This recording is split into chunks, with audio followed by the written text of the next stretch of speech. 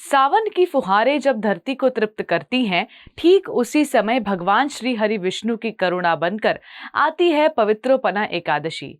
इसे हम पवित्रा एकादशी या श्रावण पुत्रदा एकादशी के नाम से भी जानते हैं।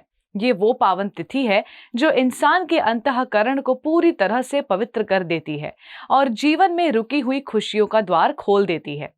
इस वर्ष यानी 2026 में पवित्रोपना एकादशी का ये पावन व्रत 23 अगस्त रविवार को परम श्रद्धा के साथ रखा जाएगा। रविवार के दिन इस एकादशी का पढ़ना सूर्य देव और जगतपति विष्णु की कृपा का एक अत्यंत मंगलकारी योग बना रहा है, जो मन से अज्ञानता के सारे बादलों को छांट देता है। जरा सोचिए, हमारे जीवन में कई बार ऐसी परिस्थितियां आती हैं जब कठोर परिश्रम के बाद भी असफलता ही हाथ लगती है, या फिर वंश वृद्धि या संतान सुख की आस अधूरी रह जाती है। ऐसे समय में पवित्रोपना एकादशी एक वरदान बनकर आती है।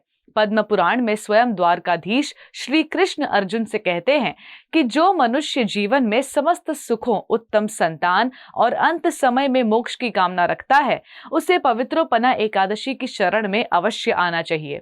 इस दिन भगवान विष्णु को रेशमी या सूती धागों से बनी पवित्री यानी पवित्र जनेऊ या माला अर्पित करने की अनोखी परंपरा है। भाव ये है कि जैसे वो धागा भगवान के श्री अंग से लगकर पावन हो जाता है, वैसे ही हमारी ये सांसारिक चेतना भी प्रभु के स्पर्श से शुद्ध हो जाती है।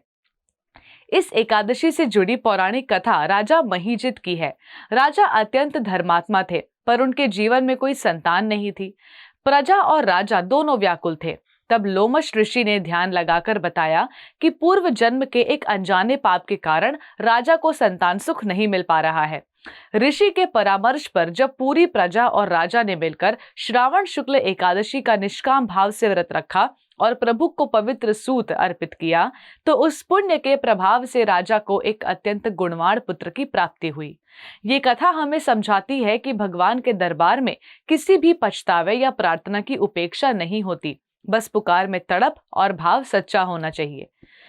इस पावन दिन पूजा का तरीका बहुत ही आत्मीय और सरल है। सुबह स्नान के बाद भगवान मधुसूदन का ध्यान करें और भगवान के श्री विग्रह का पंचामृत से अभिषेक करें और सुंदर पीले वस्त्र धारण कराएं। तत्पश्चात भक्ति भाव से उन्हें तुलसी की मंजरी और रेशमी धागे की माला या जनेऊ अर्पित करें। हरे कृष्ण महामंत्र का पूरी श्रद्धा से जप करें। किसी भी जीव के प्रति कटु शब्द न बोले और संध्या समय दीपदान करके भगवान की आरती करें। इस दिन किया गया दान आपके जन्मों जन्मों के दारिद्र्य योग को समाप्त कर सकता है। पवित्रोपना एकादशी केवल एक धार्मिक अनुष्ठान नहीं है, ये तो अपनी आत्मा पर जमी सांसारिक धूल को हटाकर भगवान के साथ अपने रिश्ते को नया रूप देने का अवसर है। तो आइए 23 अगस्त को इस पावन व्रत का संकल्प लें और अपने घर परिवार में सुख, समृद्धि और भक्ति का संचार करें।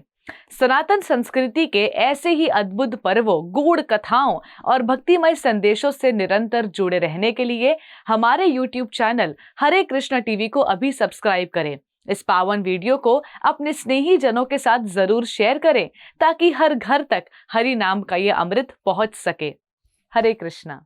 ऐसे ही और भक्तिमय कार्यक्रमों के लिए देखिए हरे कृष्णा टेलीविजन और इसे प्राप्त करने के लिए आप अपने केबल अथवा DTH ऑपरेटर से संपर्क करें तथा और अधिक जानकारी के लिए आज ही डायल करें 7666 839 839।